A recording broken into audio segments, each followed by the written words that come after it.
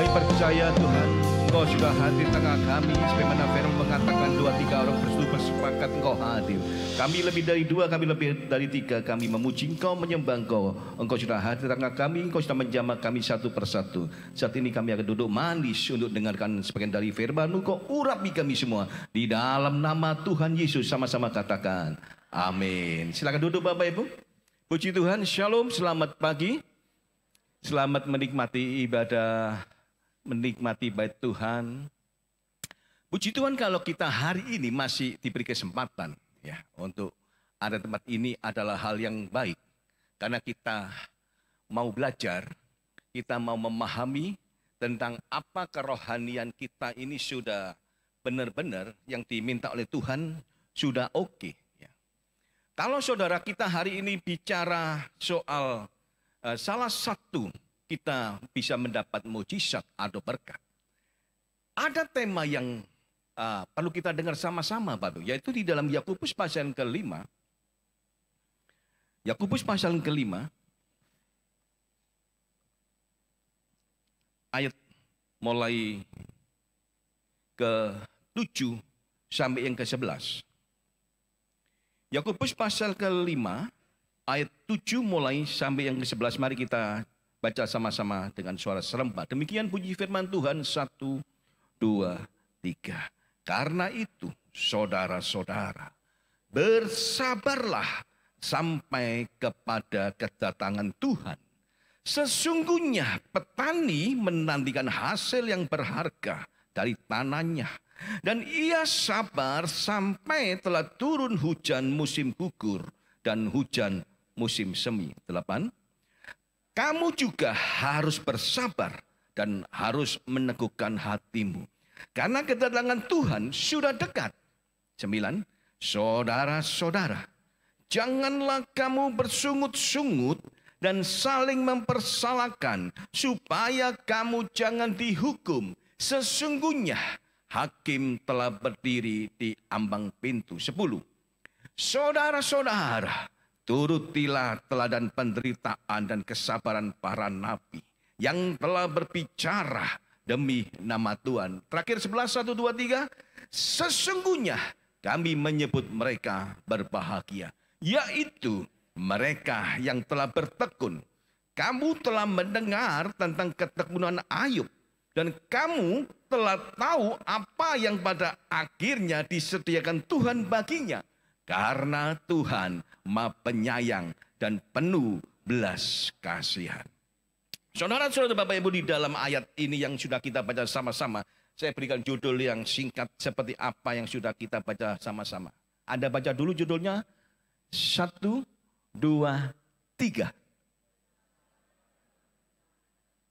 Kurang oke ya. Mari serempak, termasuk tim musik ya. 1, 2, 3. Oke ya, bersabar dalam penderitaan. Saudara, tema ini ya, mayoritas kita kesulitan untuk bisa mempraktekkan. Karena kita saudara maunya mendengar ya. Kita mau mendengar itu langsung gak ada kata penderitaan. Ya. Gak ada kata penderitaan. Karena ada suatu kontras ya, antara kamus Tuhan atau pandangan Tuhan atau mata Tuhan dengan kita manusia. Ternyata ada maksud-maksud yang baik dari Tuhan yang kita terkadang masih perlu dilatih lagi. Kenapa? Banyak yang gagal, banyak yang belum sukses. Ya. Oleh karena itu saudara, maka hari ini ya Anda harus ketarik. Supaya apa? Ini salah satu kunci berkat. Baik-baik saudara. Kalau Anda lulus di dalam tema hari ini, ya, maka mukjizat itu akan mengalir dengan sangat cepat sekali. Anda yang percaya katakan amin, tepuk tangan yang terbaik. Karena sulit dipraktekkan. Karena saudara, setiap orang kuliah sekolah, ya, kalau sudah lulus pasti di wisuda. Doa saya juga, Anda juga mendapatkan itu. Ya, di wisuda artinya Anda saat bergumul, Anda mendapatkan berkat yang terbaik. Saat Anda menderita dalam kesakitan, Anda disembuhkan. Ya. Saat Anda mengalami sesuatu yang sulit, maka Tuhan melepaskan. Amin. Itu di wisuda secara rohani. Nah, saudara-saudara, di dalam hal ini, apa yang dimaksud dengan bersabar dalam penderitaan? Kalau kata ini, saudara, kata bersabar dan penderitaan kalau di blender, maka ada unsur yang muncul nanti, saudara, yaitu ketekunan. Anda nggak akan mengetahui kalau mentimun di blender, yaitu cuma rasa mentimun aja. Ya. Kalau strawberry di blender, ya rasa strawberry. Kalau strawberry dicampur nanas, Anda nggak pernah mencoba. Rasanya nano-nano. Ada kejutnya, ada manisnya, dan penuh vitamin. Nah, di dalam firman Tuhan hari ini, saudara, kata bersabar dan penderitaan kalau saya blender, saudara, maka muncullah ketekunan. Unsurnya ketekunan.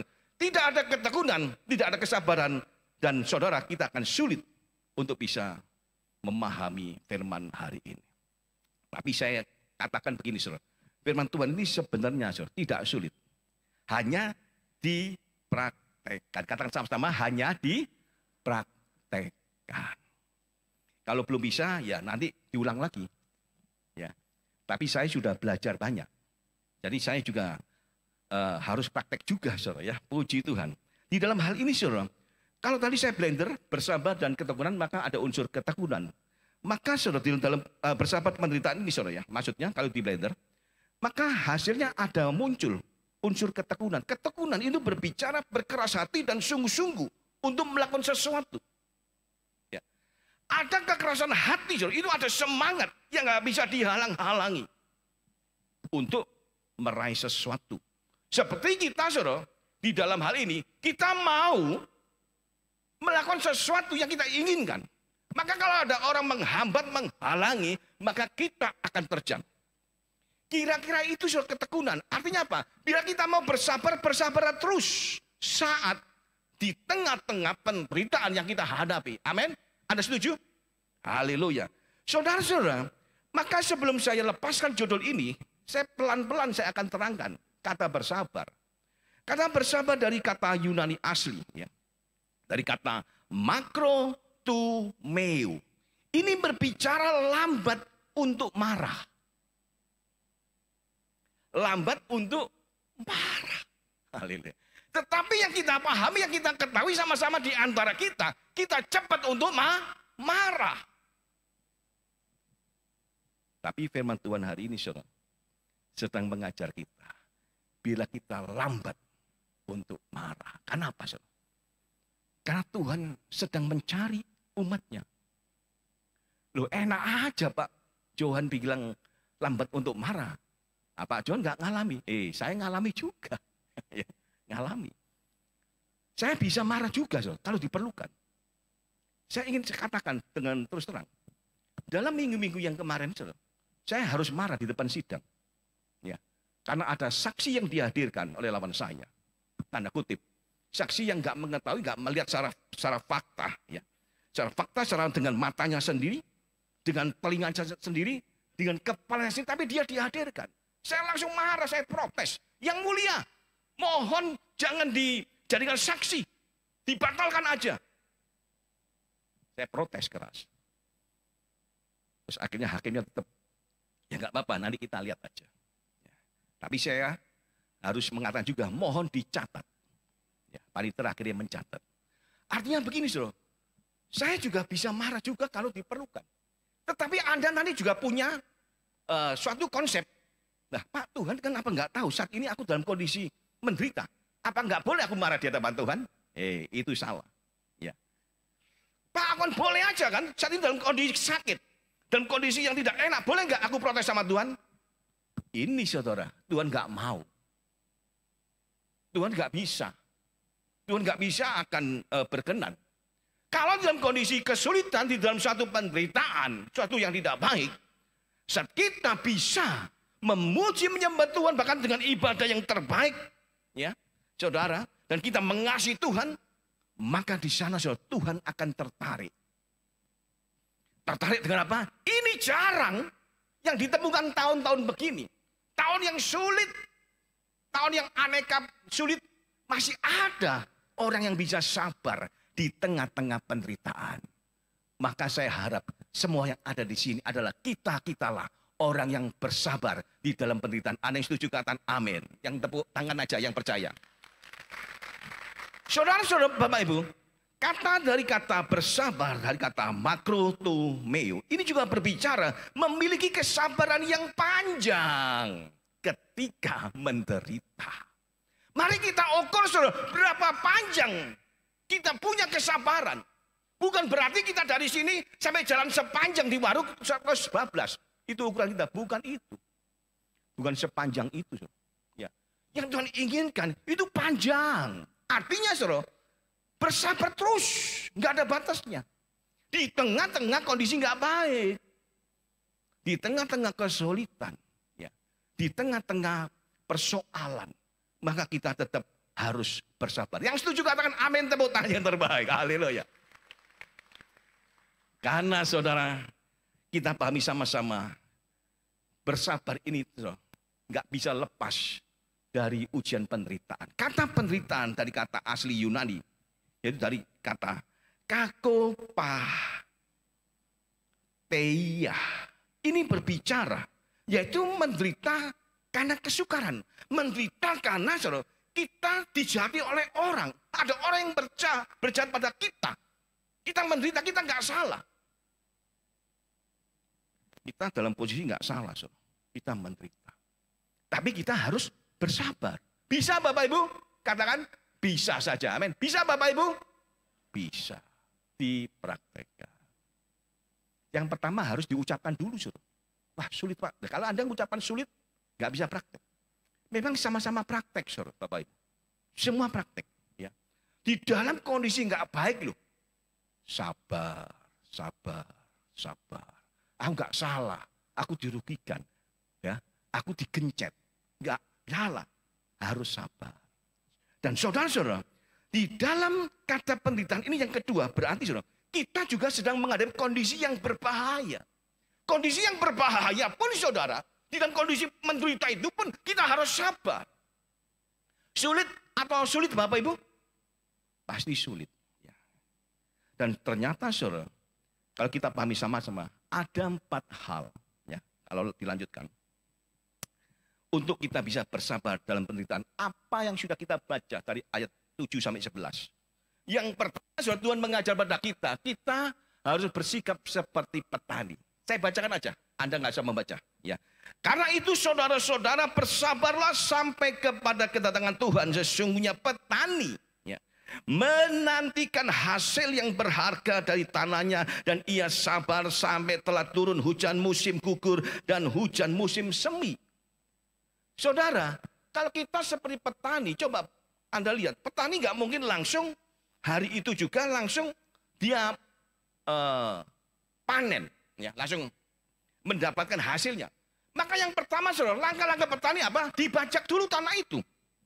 Saat dibajak dengan cukup, maka itu menderita, saudara. Apa? Bersusah payah, berkeringat. Saat dibajak, saudara, maka ditanamilah benih-benih itu, saudara. Disebarkan benih-benih itu.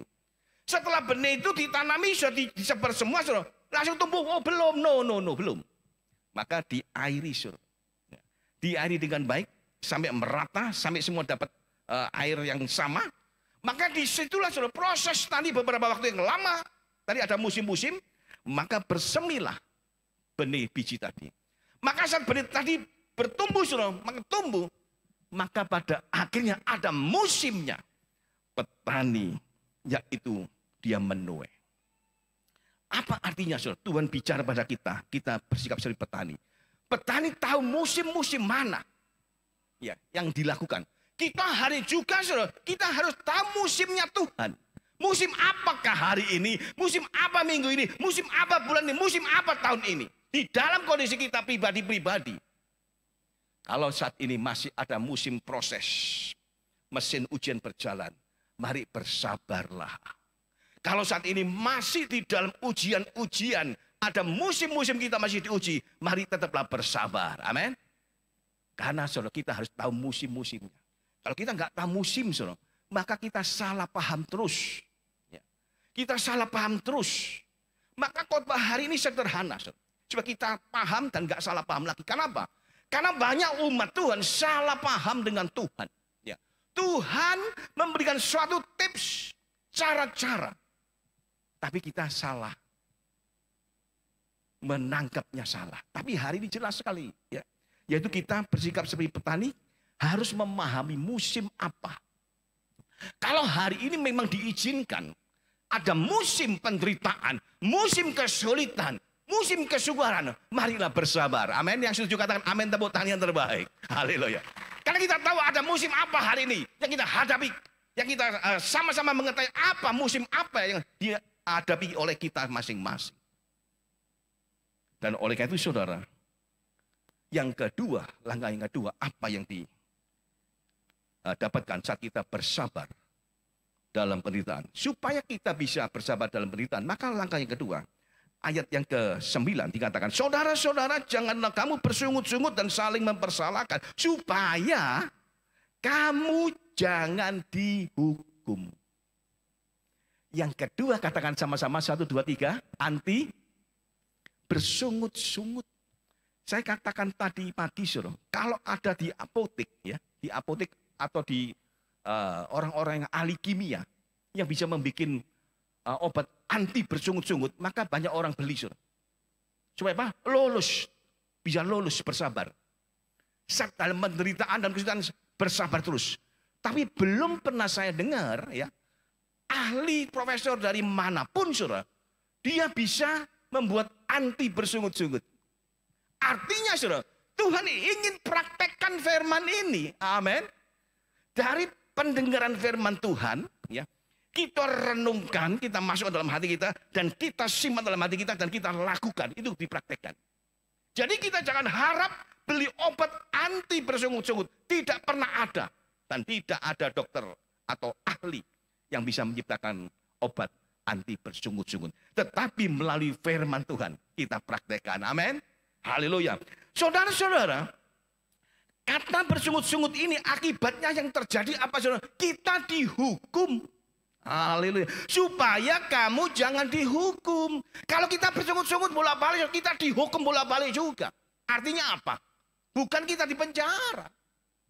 Mungkin, ya, janji Tuhan masih ditunda. Atau Tuhan belum mendengarkan. Atau Tuhan belum mengirim berkat itu. Terkadang begini Bapak Ibu, yang saya amati, ya. Awal-awal jemaat sangat semangat sekali. Bersabar, bertabat tekun. Ya. Ternyata dalam proses mau dikirim itu saudara, ya, ternyata bersungut-sungut muncul. Maka ordernya ditarik. Ya.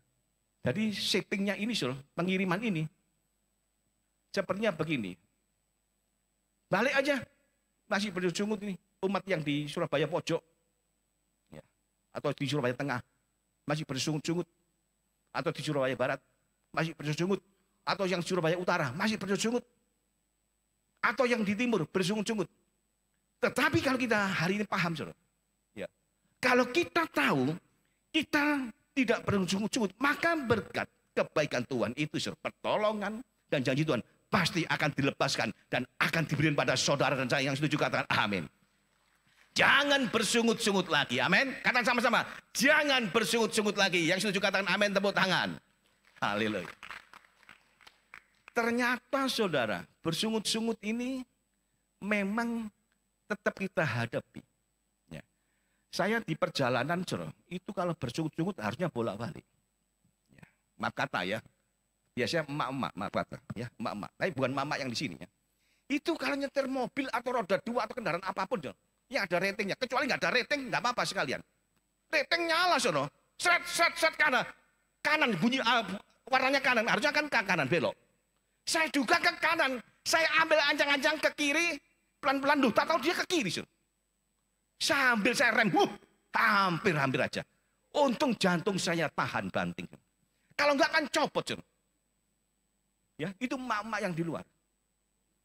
Bukan emak-emak yang di sini loh ya. Emak-emak di sini oke. Kalau rating kanan harusnya belok ke, jangan sampai ke kiri, saudara. Jantungnya orang Anda akan copot semua. Haleluya. Ya. Makanya saya katakan, saudara, kalau kita di lapangan, saudara, itu langsung praktek, saudara. Ya. Saya pasti nggak dapat bagaimana sih? Ya tak rem aja, tak rem mobilnya. Cuma, aduh, kok bisa mak-mak ini, kok bisa nyetirnya begini. Saya duga dulu bikin SIM-nya ini pasti BIM salah BIM. Saya duga loh ya. Karena apa? Ngurus SIM itu gampang sekali di Indonesia. Makanya SIM di Indonesia, maaf kata loh ya. Kalau di luar negeri itu diragukan. Karena katanya orang Indonesia nggak bisa nyetir. Ya katanya. Saya pernah tersinggung. Ya. Saya pas mau nyewa mobil di luar negeri saat itu. Dari mana? Indonesia. Wah, kacau nyetir orang Indonesia. Lu kok bisa tahu? Banyak informasi katanya. Banyak orang barat di sini mungkin kaget-kaget. Ya, pas nyetir di Indonesia, toto dipotong seenaknya. Ya. Ada jarak harusnya 2 meteran. Kosong dimasuki mobil mepet. Jadi memang di Indonesia harus mepet-mepetan. Kalau nggak mepet, didahului oleh orang. Makanya orang Indonesia nggak bisa nyetir katanya. Ya. Nah, saya saat itu tersinggung juga. Loh, aku nggak begitu nyetir, tapi mayoritas katanya. Tapi puji Tuhan kalau hari-hari ini mungkin sudah sadar, harus tahu sama tahu. Ya, bagaimana berkendara dengan etika yang baik. Dan saudara-saudara, hal yang ketiga, apa yang dikatakan oleh firman Tuhan tadi, supaya kita bersabar di dalam penderitaan, yaitu meneladani penderitaan dan kesabaran para nabi. Ayat yang ke-10 dengan jelas dikatakan demikian, saudara. Saudara-saudara, turutilah teladan penderitaan dan kesabaran para nabi yang telah berbicara demi nama Tuhan. Saudara, nabi-nabi di dalam zaman itu ya pasti menghadapi umat yang bandel, yang sulit diatur, yang sulit ditegur. Kalau ditegur pasti marah zaman itu. Musa saja ditulis nabi yang sabar, yang lembut hatinya. Sampai bisa emosi. Ya. Bahkan dia membanting loh batu yang itu firman Tuhan, dibanting. Karena begitu sulit menghadapi umat di zamannya itu. Dan saudara, tetapi Tuhan katakan hari ini, siang ini, saudara, pagi ini, kita harus meneladani kehidupan dari para nabi. Artinya begini, saudara. Apa yang sudah pernah dilakukan oleh tokoh-tokoh iman, mari kita teladani. Ya. Kita teladani dan kita contoh. Karena apa, saudara? Supaya kita paham saat di dalam kesabaran dan penderitaan itu, saudara, itu ada model-model contoh. Ternyata nabi itu sukses. Nabi ini berhasil. Nabi ini bisa menghadapi dengan baik dalam penderitaannya, dengan kesabarannya. Mari kita contoh-contoh nabi-nabi yang sudah lolos, yang lulus. Yang keempat, yang terakhir, saudara. Ya. Apa yang harus kita lakukan? Yang keempat, dalam kita bisa bersabar dalam penderitaan, yaitu bertekun seperti Ayub. Ayat 11 dikatakan, sesungguhnya kami menyebut mereka berbahagia. Yaitu mereka yang telah bertekun. Kamu telah mendengar tentang ketekunan Ayub. Dan kamu telah tahu apa yang pada akhirnya disediakan Tuhan baginya. Karena Tuhan Maha Penyayang dan penuh belas kasihan. Saudara, yang terakhir, yang keempat. Menurut ayat 11, yaitu kita harus bertekun seperti Ayub. Ayub, saudara, menjadi salah satu percontohan yang Tuhan inginkan pada kita. Ya. Ayub harus kita pahami sama-sama, dia seorang konglomerat. Saat itu di dalam zamannya. Kalau hari ini, saudara, tahun-tahun yang begini, kalau dihitung seberapa banyak hartanya Ayub, nggak bisa dihitung. Itu angkanya kalau sekarang saudara, triliun. Angkanya panjang triliunnya. Tetapi dalam kondisi saat itu, saudara, Bapak Ibu, Ayub kehilangan anaknya, 10 hilang, mati. Mati dengan tiba-tiba. Saat itu, saudara, hartanya habis. Asetnya habis. Dia langsung melarat. Dari konglomerat jadi melarat. Ayub masih bertahan, saudara. Dan istrinya mengatakan, hei Ayub, masihkah kau saleh? Masihkah kau menyembah Tuhan? Masihkah kau percaya pada Tuhan? Saudara, akhirnya istrinya meninggalkan. Goodbye Ayub. Ya, goodbye. Ditinggalkan Ayub, saudara. Ayub masih bersabar. Ayub mengatakan, aku lahir telanjang. Kalau Tuhan mengambil, terpujilah Tuhan. Artinya gini, saudara. Ayub sadar, aku setelah di dunia tidak apa-apa. Saat Tuhan mengambil, puji Tuhan. Ayub masih lolos, saudara. Lolos. Tetapi saudara, ada yang terakhir, sekujur tubuh Ayub menderita kulitnya dengan borok jijik yang berbau. Dan orang akan mengatakan begini, amis dan berbau. Dan Ayub pun saudara tidak tahan lagi menghadapi ujian itu. Sampai dia membawa beling digaruk-garuk berdarah-darah. Sampai saraf-sarafnya itu pun saudara, sudah nggak merasa sakit lagi. Tapi saudara, di dalam hal ini Ayub masih lolos. Kemudian teman-temannya sekitar saudara, ya, mengatakan kata-kata negatif. Ayub, kamu kan orang saleh. Kok bisa begini? Dari kolam melarat. Dan sekarang anakmu gak ada, istrimu gak ada. Dan kamu sakit. Gak bisa sembuh. Ayub saudara, akhirnya dia mengatakan, iya. Aku kan orang saleh. Salah apa? Dosa apa aku ini? Hampir aja saudara. Ayub gagal. Tapi saudara, dia mengatakan di dalam pasal 42. Ya, Ayub mengatakan dengan jelas. Dulu aku hanya mendengar Tuhan. Sekarang aku tahu. Aku tahu sendiri siapa Tuhan yang aku percaya. Dan akhirnya saudara, Ayub lolos. Dan Ayub lulus. Maka saudara, saat Ayub lulus, maka Ayub mendapat janji. Yaitu di dalam pasal 42 ayat yang ke 10. Ya, maka dikatakan dengan jelas Ayub pasal 42 ayat 10. Kita pun kalau lolos dengan baik-baik, ya. Kalau kita bisa bertekun seperti Ayub, coba baca sama-sama janji Tuhan seperti hari ini. 1, 2, 3. Lalu Tuhan memulihkan Ayub setelah ia meminta doa untuk sahabat-sahabatnya. Dan Tuhan memberikan kepada Ayub berapa kali? 2 kali lipat dari segala kepunyaannya dahulu. Janji Tuhan ini juga untuk saudara dan saya. Saat kita bertekun seperti Ayub, maka Tuhan juga memberikan janji itu 2 kali lipat yang Tuhan berikan untuk saudara dan saya yang percaya, katakan amin. Mari tim musik masuk. Dan intinya begini Bapak Ibu, ya. Kalau kita bisa bersabar, maka kita bukan hanya teori, tapi kita praktekkan seperti lagunya.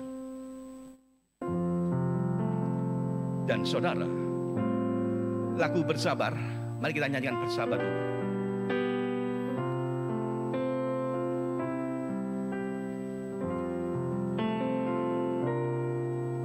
Sabar dalam susah sukarmu, sabar, Tuhan ada sertamu. Sabar, sabar, Tuhan beri kuat padamu. Katakan sama-sama jemaat. Sabar dalam susah sukarmu, sabar, Tuhan ada sertamu. Sabar, sabar, Tuhan beri kuat. Katakan, cepat aja. Sabar, katakan dengan keras. Praktekkan sekarang. Di dalam kesusahan, dalam kesulitan, mari tetap bersabar. Kita tahu Tuhan menyertai kita. Tetaplah bersabar dan bersabarlah. Haleluya. Karena Tuhan memberi kekuatan pada kita. Sekali lagi sama-sama dengan iman katakan sabar dalam susah suka. Haleluya. Inilah kami ya Tuhan. Yes. Benar Tuhan. Buatlah kami sabar dan sabar lebih lagi. Tuhan beri kuat padamu. Sabar, sabar,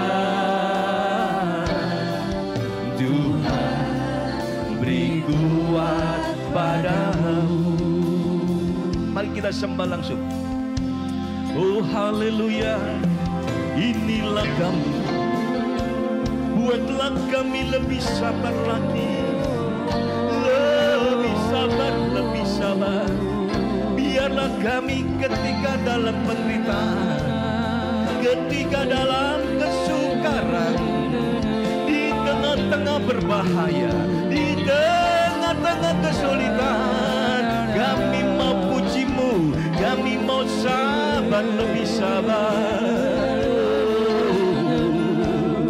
Mari puji-pujilah Tuhan. Oh agung-agungkan namanya. Oh rapat sikila lama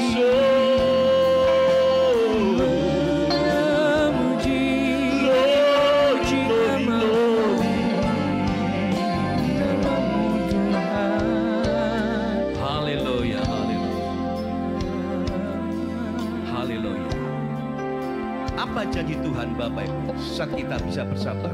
Nah, slide yang terakhir, Tuhan mengatakan saat kita bisa bersabar, akibatnya kita disebut berbahagia. Kata berbahagia dari kata makarisu, ini berbicara diberkati. Kata berbahagia makarisu, ini berbicara selamat. Kata berbahagia, ini berarti sudah beruntung. Maka kalau kita sabar dalam penderitaan, maka kita diberkati. Katakan amin. Kita beruntung, kita selamat. Yang percaya katakan amin, tepuk tangan yang terbaik. Sekali lagi sembah. Sekali lagi selamat hari Minggu.